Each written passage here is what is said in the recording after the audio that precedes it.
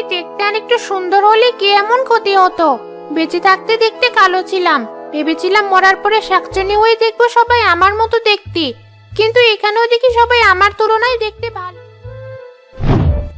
কি কালো শাকচুন্নি, সকাল সকাল আয়নায় নিজের মুখ দেখে বিড়বিড়িয়ে কি বলছো?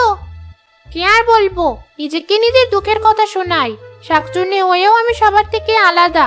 তোমরা সবাই নীল, সবুজ, আর আমি একাই কালো। এটাই তো ভালো, মানুষ তো তোকে দেখে বেশি ভয় পায়, সাথে অন্য শাকচুন্নিরাও তোর থেকে সাবধানে থাকি। ভালো আর কোথায়, যখন মানুষ ছিলাম তখন সবার সাথে মিলেমিশে থাকতে চেয়েছিলাম, কিন্তু গায়ের রং কালো বলে কেউ আমার সাথে মিশতে চাইতো না, আর এখনো গায়ের রং ভিন্ন বলে কেউ আমার সাথে মিশতে চায় না। কি বলতে চাই না? আমি কি মিশি না তোর সাথে? হ্যাঁ, তুই আমার একমাত্র বন্ধু, যে আমার গায়ের রং দেখে নাক ছিটকায় না। তুই সবসময় আমার পাশে থাকবি কিন্তু। হ্যাঁ, যতদিন আমরা শাকচুন্নি হয়ে বেঁচে আছি ততদিন আমি তোর বন্ধু থাকবো। যাক, তাও তোর কথাই ভরসা পেলাম। কালো শাকচুন্নি গাছের ডালে বসে প্রতিদিন এক সুন্দরী মেয়েকে তার অনেকগুলো বন্ধু বান্ধবের সাথে গাছের নিচ দিয়ে যেতে দেখত। একদিন, যেখানে আমার জন্য একটা দুইটা বন্ধু বান্ধব বানানোই প্রায় অসম্ভব, সেখানে এই মেয়ে প্রতিদিন এত বন্ধু বান্ধব কোথা থেকে পায়? না, এর সুখ আর আমার সহ্য হচ্ছে না। একটা দিন শুধু তোকে একা পাই, তারপর তোর খবর আছে। ইস, আজকে আমার কপালটাই খারাপ। মার জন্য আজ বেশি আগে আগে বের হতে হয়েছে বলে আমাকে সঙ্গ দেওয়ার মতো কেউ নেই। এখন এই গাছের নিচে দাঁড়িয়ে ওদের জন্য অপেক্ষা করা ছাড়া আর উপায় নেই, যেখানে ওরাই প্রতিদিন আমার বাড়ির সামনে গিয়ে অপেক্ষা করে। এই দেখি মেঘনা চাইতেই বৃষ্টি। সেদিনই সুযোগ খুঁজলাম ওকে একা পাওয়ার জন্য, আর আজকে সেই সুযোগ নিচ থেকে আমার হাতের মুঠোয় চলে আসলো। যাক, আর দেরি করা যাবে না, কেউ এসে পড়ার আগেই মেয়েটাকে টেনে গাছের উপরে তুলি। কে কে আমার হাত ধরে গাছের উপরে টেনে তুলছে? ছাড়ো বলছি আমাকে। আমি তোকে টেনে তুলেছি, ছাড়ার জন্য তো তোকে এখানে আনিনি। ওমা, কি ভয়ানক একটা ভূতনি!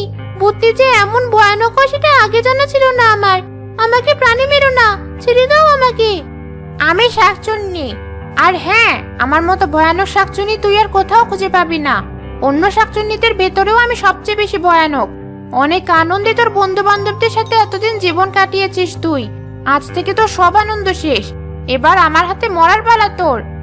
দাঁড়াও দাঁড়াও, আমাকে মারার কি তোমার শুধুই একটা কারণে তাহলে, যে আমি আমার বন্ধুদের সাথে অনেক আনন্দে জীবন কাটাতাম?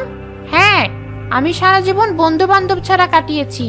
আমার নিজের পরিবারের লোকও আমার এই কালো চেহারার জন্য সবসময় আমাকে অপমান করত, কথা শোনাতো।